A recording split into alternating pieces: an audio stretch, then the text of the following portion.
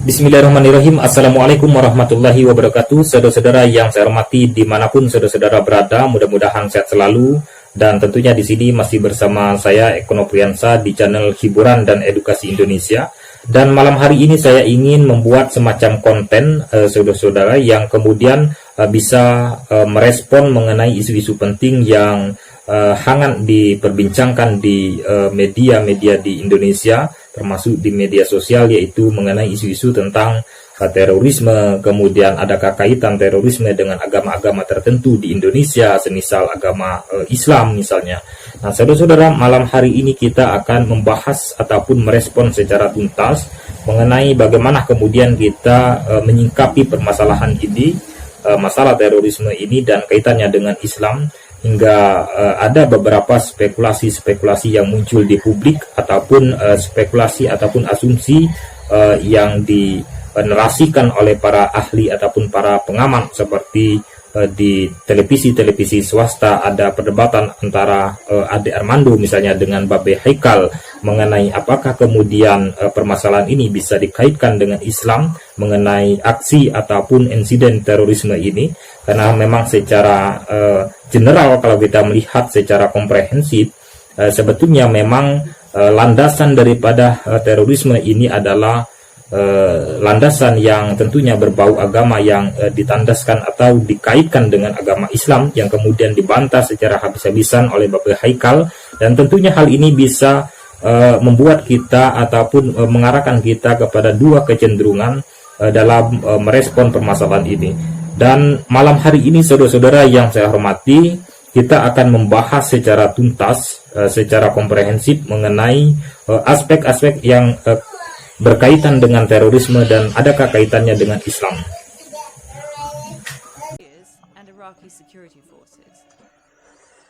Baik, saudara-saudara yang saya hormati, yang pertama tentunya kita akan melihat ataupun membaca permasalahan terorisme ini secara komprehensif, secara menyeluruh. Tentunya saudara-saudara, kita akan meninjau dari berbagai aspek, baik secara terminologi ataupun secara fenomenologi. Karena permasalahan terorisme ini adalah permasalahan aksi yang kemudian semacam gerakan yang kemudian bisa dikaitkan dengan agama Islam. Jadi kalau kita melihat secara keseluruhan bahwa gerakan ataupun aksi-aksi terorisme ini diidentifikasikan sebagai gerakan Islam radikal atau Islam ekstremis.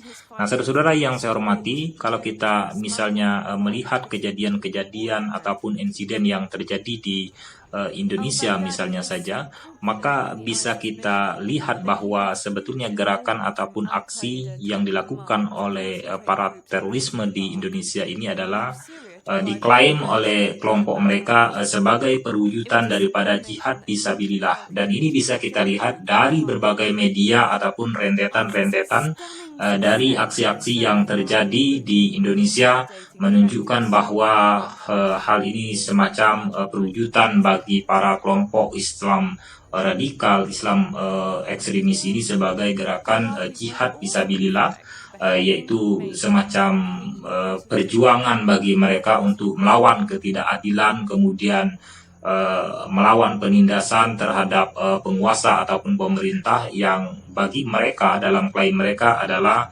hal ini tentunya penindasan terhadap umat Islam.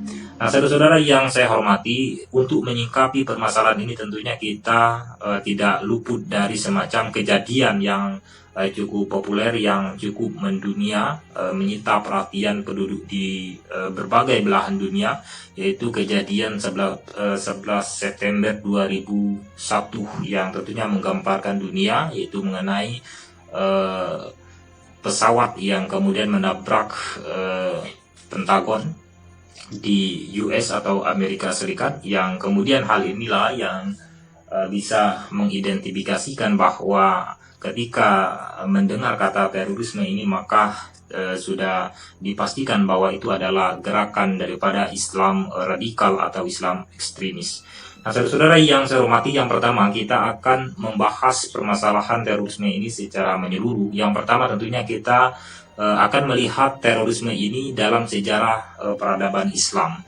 Nah, saudara-saudara, kalau kita melihat secara kesejarahan ataupun mundur ke belakang, maka tentunya kita akan mengingat konsep ataupun sebuah istilah yang kerap muncul di permukaan dalam intern Islam, yaitu kata istilah fundamentalisme Islam. Nah, kalau kita melihat misalnya saja di dalam bahasa Arab, saudara-saudara, bahwa fundamentalisme ini berarti dipahami sebagai sebuah yang mendasar atau berdisiplin dalam menjalankan kewajiban agama. Nah, saudara-saudara, maka dengan demikian bisa dikatakan bahwa terminologi ataupun istilah Muslim fundamental ini adalah seseorang Muslim yang disiplin kemudian menjalankan ajaran Islam seperti sholat, kemudian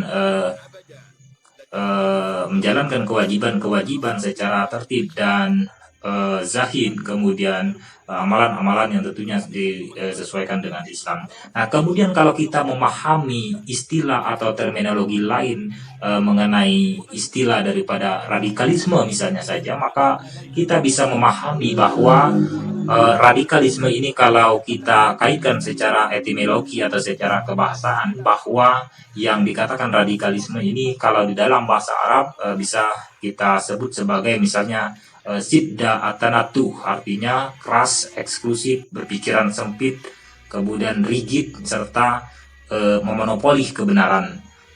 Nah, oleh karena itu, saudara-saudara, maka Muslim radikal adalah orang Islam yang tentunya berpikiran sempit, kaku di dalam memahami Islam, serta mereka ini adalah bersifat eksklusif di dalam memandang agama-agama lainnya.